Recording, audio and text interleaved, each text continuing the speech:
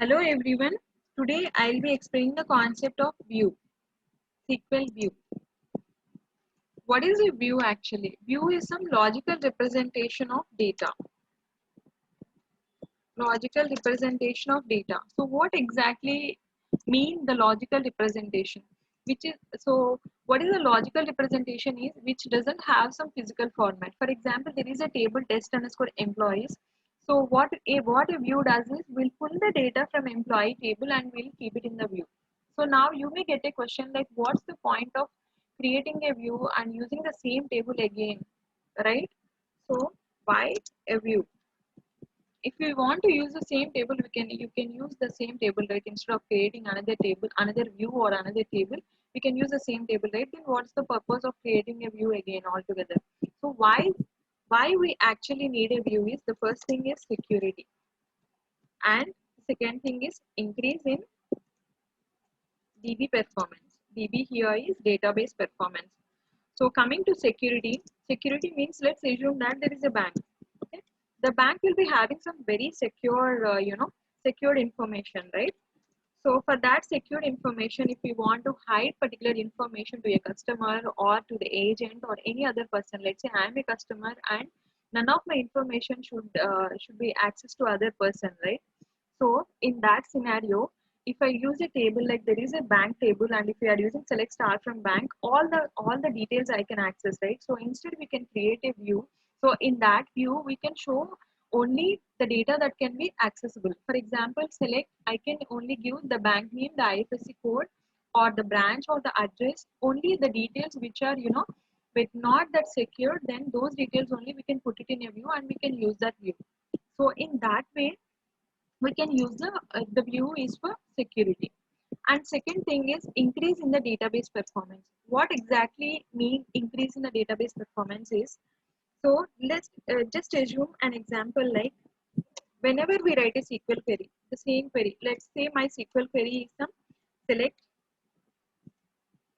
select star from test underscore employees. So this is my SQL query. So whenever I write the SQL query, what Oracle does is, so this SQL query, first we'll use some client tool in order to get the data. So this client tool, it communicates with the SQL engine and says that someone is accessing a query. Someone wants to see the data from a particular table.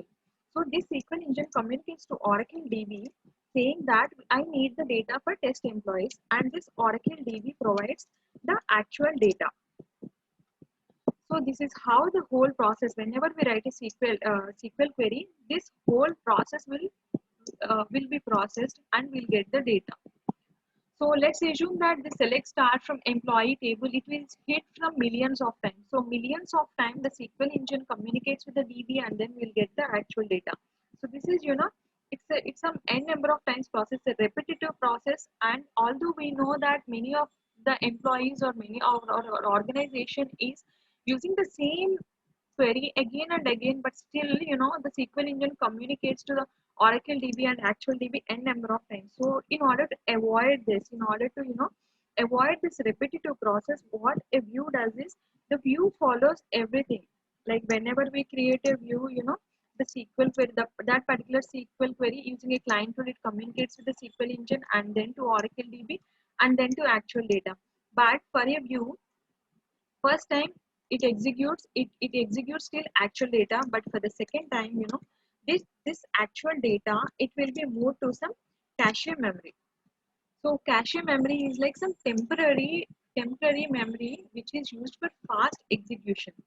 So next time whenever I run this query select star from employee table, instead of following all this process, the, the SQL query, it directly communicates with cache cache memory. Instead of going to SQL engine, Oracle DB or actual data, what it does is it directly communicates with the cache memory and we'll get the data from the test employees table. How easy is that? Just assume that how easy is that SQL query is just communicating with the cache memory instead of going through all this process, right? So that's the reason we will use the concept called as view. So now the next topic is what are the types of view? We may have multiple, how we can use the view, right? So this is all about theoretical, but now coming to the practical things, how we can use a view and what are the types of view? Types of view. So we have simple view and complex, and these two are the mostly used views. We have all other views also. We have materialized view that I'll explain in the later sessions. For now, I'm explaining a simple view and complex view. Coming to simple view, as the name itself, it is saying simple. What do you mean by simple here? Simple means one table. If in simpler terms, as the name itself, it says that simple. Only one table. If you use one table in a view, then we can go with simple. Then we call it as a simple view. Let's create a simple view. Create view. I'm making it as test view. Simple as select start from test underscore employees. So now if I run this view, the view got created. View test simple got created.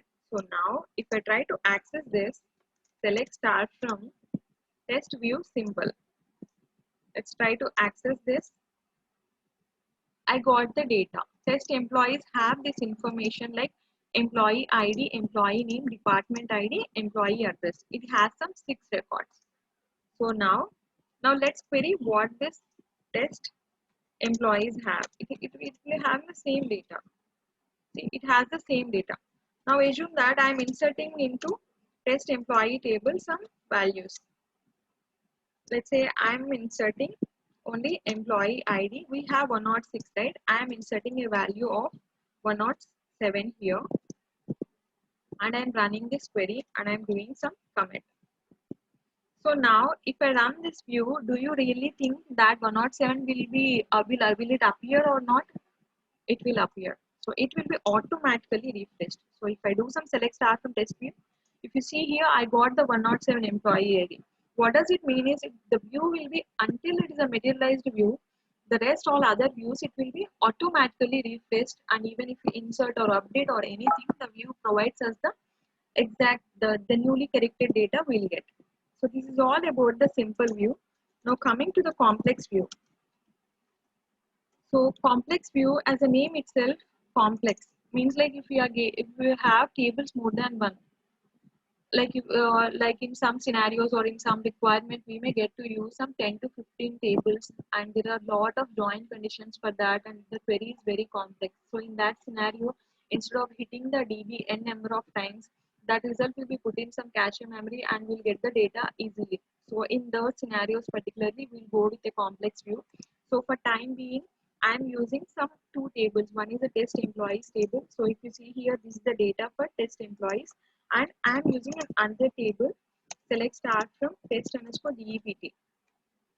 So this is the department table. So now what I want to do is I want to create a complex view for the test employees and test DEPT. So take this test underscore employees. It got stuck. Okay.